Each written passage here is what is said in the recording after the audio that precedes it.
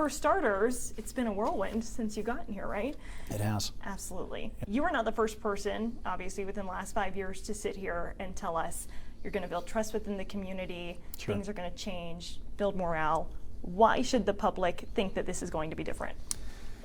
I think it's a new chapter. Again, I'm here as a permanent chief. So again, I come with the idea that I'm going to be here for a period of time. I'm not sure exactly what that time period is, but I am committed to this organization. I'm committed to this city. And also I bring 35 years of experience in law enforcement in environments that are very similar to what Aurora is going through right now. And I think that that is going to be incredibly helpful. And you're right. I'm sure you have a lot of people that talk all the canned language about transparency and trust and all the wonderful things you're going to do, and none of that's going to matter until you actually see it. And so that's what I'm asking the community for.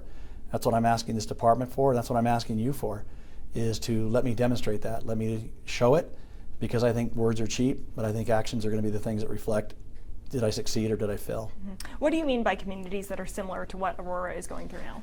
I think when you look at the diversity of the places that I've been, the ethnic background, the nature of the community, the crime problems, the issues related to the myriad of different things that impact a major metropolitan city, I think that is here in Aurora without question. I think when you look at the diversity of Aurora, when you look at the crime problems of Aurora, when you look at the fact that Aurora is under a consent decree, which I have been under before, the ability to navigate that, the ability to look at it and review it from an objective approach, just stepping in and saying, hey, I want to find out why we got there, but more importantly, how do we get out of this?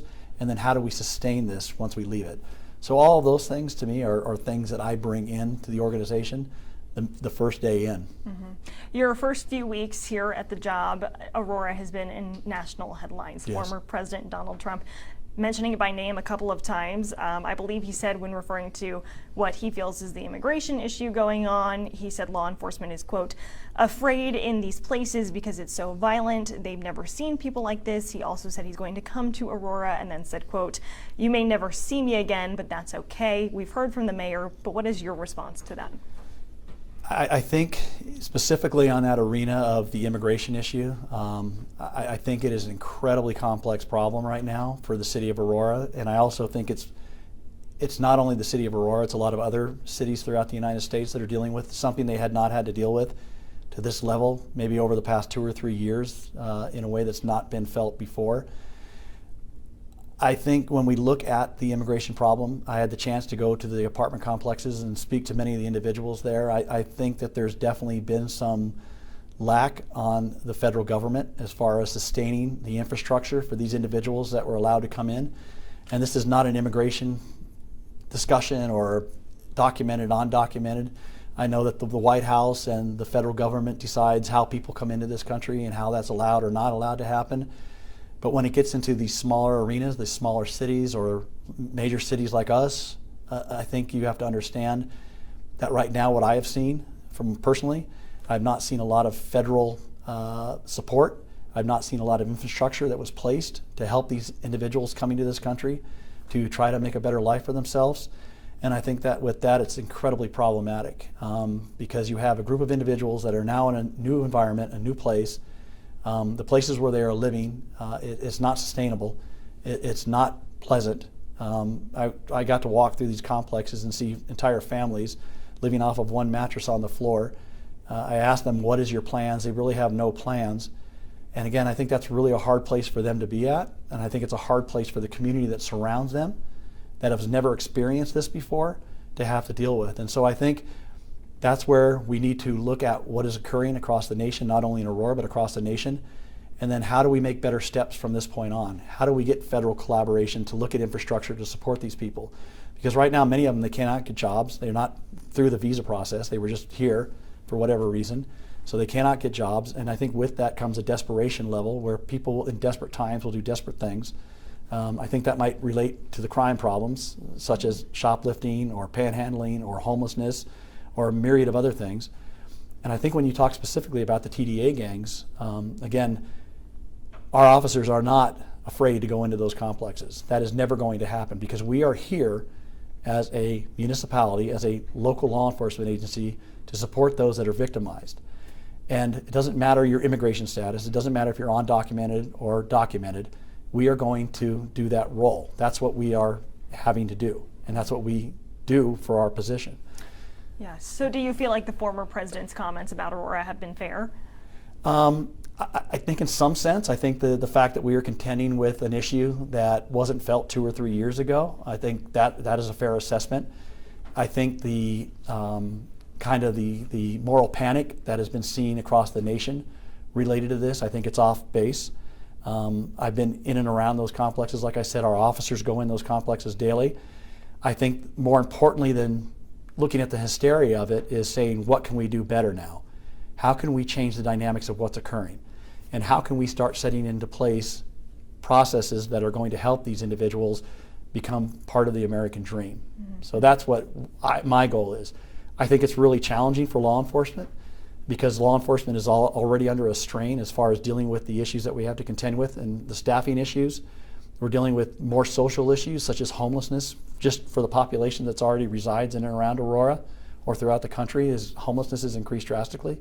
I think when you're looking at mental health issues, when you're looking at substance abuse and misuse, I think all of those issues, and then on top of it, you throw in a whole new community that basically gets built in over a short period of time. All of that puts a stress on local law enforcement and how we respond and what we can and cannot do. And it also puts a stress on the community. It puts a stress on those individuals that came here as well. And how are you going to relieve that stress? Because we do hear complaints from people who used to work in the police department here in Aurora that go maybe to a different agency and complain about the working environment and say that retention here is really hard to achieve and that staffing levels are low. So what is your plan to reduce that stress? Well, again, it looks at what agencies you work for. I mean, there's some agencies, again, where you can go to a smaller agency where a lot of the problems that a major metropolitan city are not going to confront. And if that is their desire to be in another environment where a lot of those same issues maybe aren't in place, I wish them nothing but the best. But if you want to work a major metropolitan city and deal with big city issues, that's something that you have to make that determination when you put on this badge. And those issues are very complex and they're very challenging. Now it's my role to make sure that they have everything that they need to effectively do their job, making sure that they have proper staffing, working with the city government to make sure that we have funding for proper staffing, getting people to actually come on to the job for the right reasons. Once they're here, making sure that they have the logistics that they need, that they have the technology that they need, that they have the support they need, and also they have the parameters and guidelines to effectively and morally and ethically perform their job. And there's not a lot of wiggle room in that arena. So again, all of those things are going to be part of what I'm going to institute, what I have been instituting already in this agency, in this organization. Mm-hmm. We hear that it's also a hard time for law enforcement in general when it comes to public perception. And the conversation around Tren de Aragua is not the first time Aurora has been in national headlines under scrutiny for discrimination, obviously Elijah McClain. Mm-hmm. What are you going to do to try to address some of those concerns that the public has when it comes to treatment from Aurora police officers? And again, I think a lot of those steps have already been taking place in the form of the consent decree. When you look at use of force issues, when you look at racial bias, when you look at how contacts are made, we are in the process right now of going through that. I've had the opportunity to have long conversations with the monitor, making sure that it is not an antagonistic relationship, but making sure that we understand what those modifications are and we have complete buy-in in those modifications. It's also been my role to make sure that those modifications specifically are the ones being addressed and we don't keep adding on more and more and more and more that might seem good but are actually causing more issues from going away from the actual ones we want to address, such as use of force, bias policing and things like that. So that is my role. For me, the consent decree, it's not about getting out of it. I think that's easy now. There's been a template. We just have to follow all these rules and do all these check marks. For me, it's going to be about, can we sustain this long term? Can I make sure that whatever succession plan's in place, that the officers that might be sitting in my chair in 5, 10, 15 years are going to make sure that they are on the same trajectory that came out of this consent decree?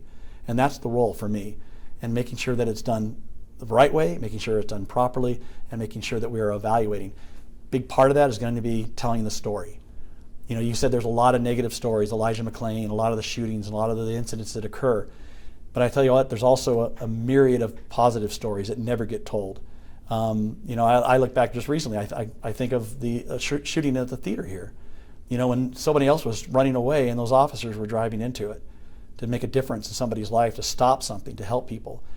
And that's one that got national news, but every day there's events that occur where officers are going forward on situations and incidences that the majority of the population, they don't want any part of it. They walk away from it, they turn away from it, they ignore it, or they call the police and say, hey, we want you to come and fix this for us.